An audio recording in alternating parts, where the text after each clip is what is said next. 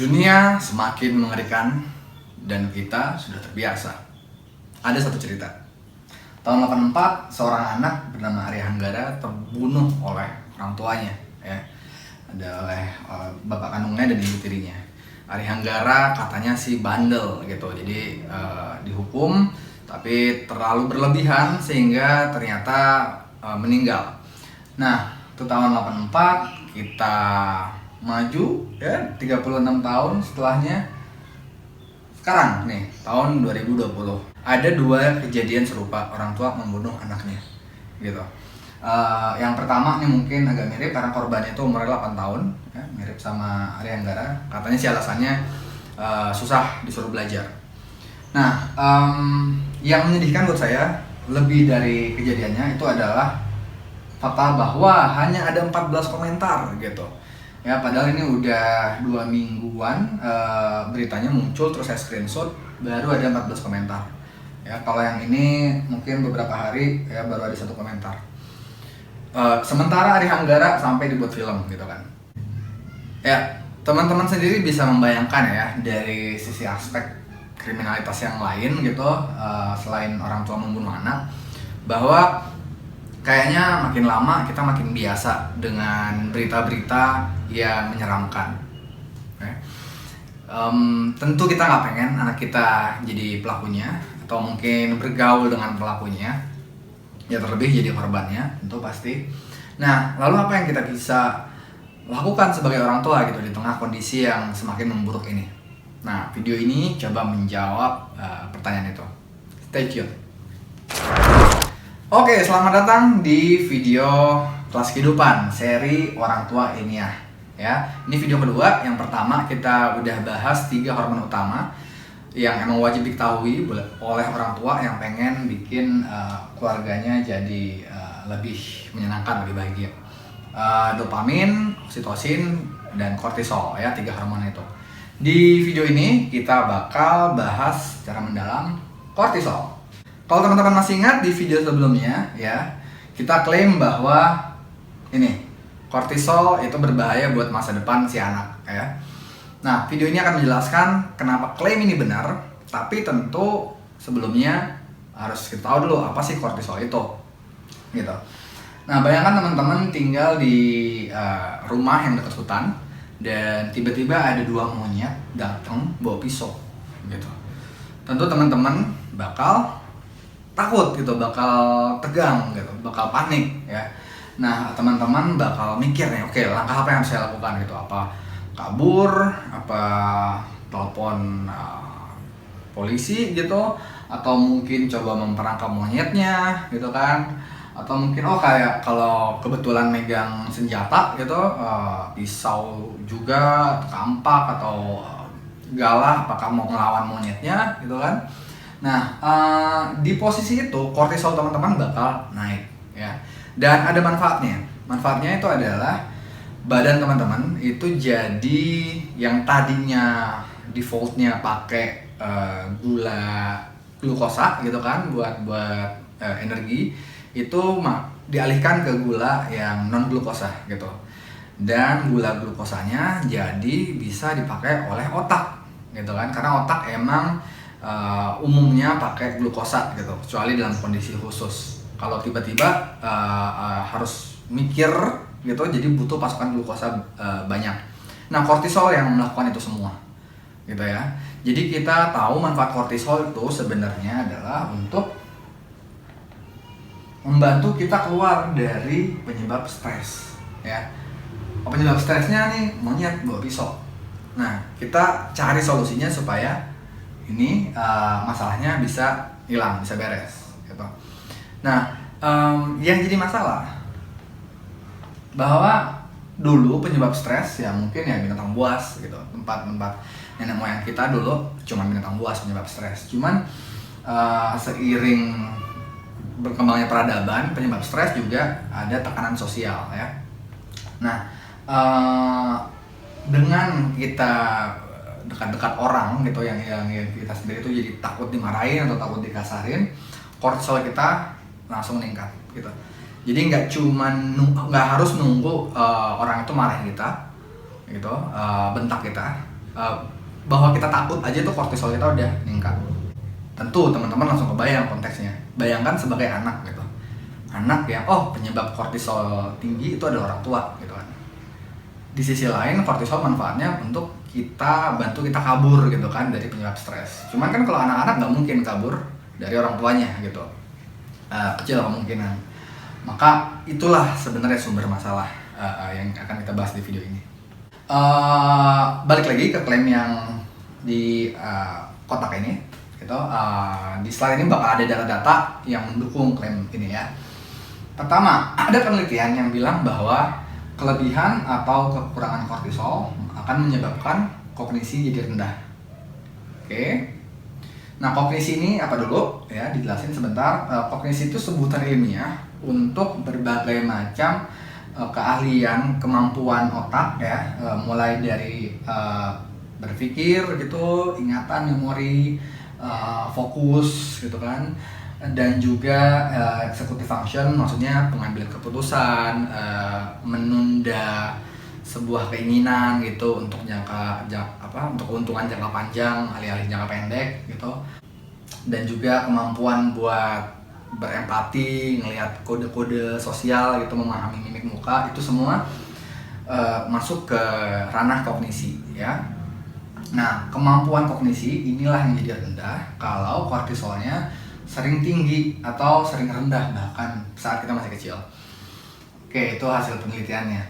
Nah, kenapa tinggi? Kan kita udah bahas tadi ya, ada yang membuat kita stres gitu. Nah, kalau kenapa rendah? Di sini dijelaskan biasanya saat kita berada di keluarga, di rumah yang orang tuanya itu nggak peduli sama anaknya, ya benar-benar sibuk sendiri gitu.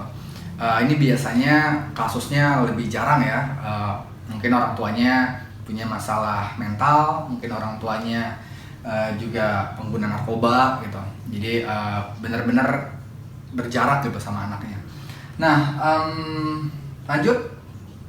Yang kedua itu adalah terlalu sering kortisolnya tinggi, ya. Itu akan bikin kortisolnya justru jadi rendah. Maksudnya apa? Maksudnya kalau contohnya nih, seorang anak dia itu punya masalah di sekolah gitu, dan nilainya jadi jelek gitu kan ya. Nah, di awal-awal mungkin dia sempat takut atau khawatir karena nilainya jelek gitu. Cuman makin lama dia berada di masalah itu, bahwa nilainya jelek gitu kan, dan itu nggak terselamatkan, udah 1 semester, setahun gitu kan, itu selalu dia di posisi itu, nilainya nggak bagus-bagus. Nah, itu bakal bikin justru kortisol dia nggak tinggi lagi saat dia ingin menghadapi ujian. Bikin dia akhirnya nggak peduli, bikin akhirnya dia benar-benar nggak ada rasa takut gitu nilainya jelek. Itu mungkin contohnya, bahwa akhirnya kalaupun kortisol tinggi, kita jadi kebal gitu sama pemicu stresnya yang bikin kortisol kita rendah gitu kan ya. Nah, di sisi lain penelitian yang sebelumnya bilang kan kortisol rendah juga membuat kognisinya jadi rendah. Nah, kognisi inilah yang ada hubungan kan dengan melakukan tindak kriminal, menggunakan narkoba gitu. Atau mungkin nggak selamanya, nggak semua kasus langsung berbuat kriminal, pakai narkoba, tapi ya melakukan pilihan-pilihan hidup yang buruk gitu ya. Contoh memutus kontak dengan orang tua, atau mungkin misal memutuskan untuk merokok gitu. Ya, dia pilihan-pilihan yang pada umumnya orang tuh bakal nyesel di akhir. Nah, kognisi rendah karena kelebihan atau kekurangan kortisol. Data berikutnya yang saya temukan itu dari buku Raising Drug Free Children ya. Ini buku ditulis oleh Ibu Vero, dia memimpin dari Yayasan YCAP, Yayasan Cinta Anak Bangsa. Ini yayasannya dari tahun 2001, saat zaman saya SMP dia udah ngasih seminar tentang bahaya narkoba gitu. Nah, buku ini sendiri kalau nggak salah dirilis tahun 2007, dan di sana ada riset. Saya nggak tahu seberapa ini risetnya, cuman ya saya kutip aja bahwa banyak pemakai narkoba itu bapaknya ya biasanya galak, agresif, pemarah gitu. Dan di sisi lain ibunya ya justru benar-benar permisif gitu ya, nggak banyak ngatur-ngatur juga ke anak dan juga ke suaminya gitu, ke si bapak. Nah, ini yang ya pas saya baca mungkin ada hubungan dengan kadar kortisol yang tinggi di saat kita masih anak-anak gitu, dan hingga akhirnya jadi makan narkoba. Ya, ini adalah data-data yang melandasi klaim ini. Tentu pertanyaan berikutnya ya, apa nih yang harus dilakukan sebagai orang tua gitu. Pertama ya, hindari mengkritik anak. Seminim mungkin kita menyerang anak gitu kan, baik saat dia bandel, bahkan ataupun dia ngelakuin sesuatu yang selera pribadi kita tuh nggak cocok gitu ya. Nah, jangan langsung kritik, jangan langsung serang gitu, dan juga jangan disindir ya. Ini menyerang tidak langsung, istilah di luar biasanya disebut sarkasme. Nah, itu juga bikin kortisol anak naik ya, pas tahu dia bakal ntar bakal disindir nih sama orang tua gitu. Nah, terakhir yang kita pelajari dari apps Happy Child Parenting itu adalah pertengkaran yang tidak sehat di rumah ya, pertengkaran yang banyak membentak gitu, penyerangan personal gitu ya. Kalau kita suka melihat sebagai anak nih, orang tua suka berantem, tapi berantemnya tuh ya tadi tuh nggak sehat, kita kortisolnya bakal naik juga meskipun kita bukan jadi objek berantemnya gitu. Atau mungkin orang tua kita dengan saudara kita misalnya.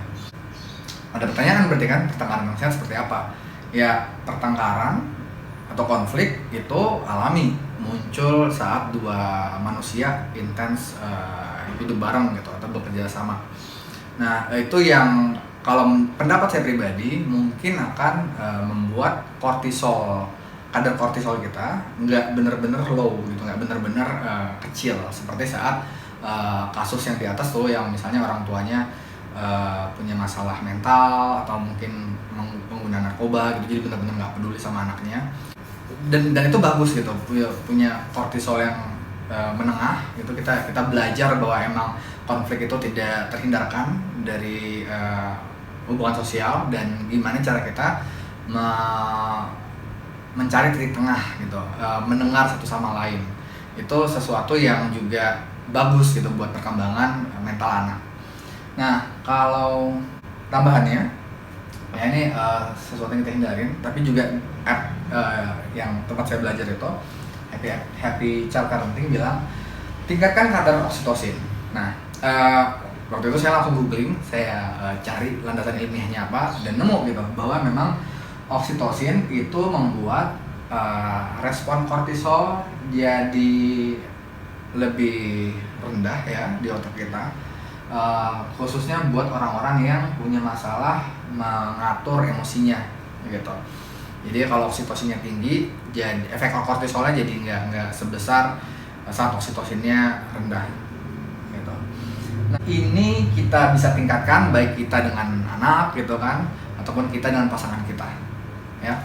Jadi 4 ini yang harus kita camkan baik-baik, dan pasti berat, tentu berat, baby steps gitu, itu juga yang diajarkan oleh apps tersebut. Jadi ada yang nanya juga nih, mungkin teman-teman pas mendengar penjelasan ini langsung teringat masa lalu gitu, saya kayaknya kortisolnya tinggi nih waktu anak-anak gitu, dengan kondisi orang tua saya. Oke, di sisi lain saya udah jadi orang tua gitu, udah punya anak gitu. Apa yang bisa saya lakukan?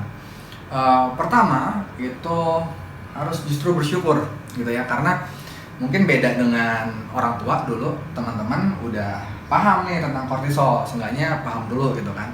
Nah, pemahaman ini bikin teman-teman jadi bisa justru lebih bijak, lebih nggak menuntut ke diri sendiri gitu. Kalau emang ternyata kayaknya masalah kecil justru bikin saya jadi